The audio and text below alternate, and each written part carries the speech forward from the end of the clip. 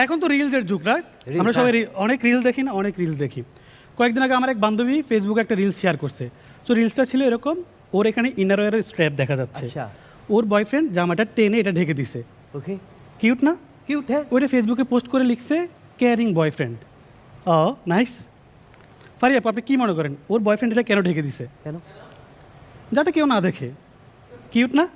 ফেসবুকে এটা 4 মিলিয়ন মানুষ দেখছে।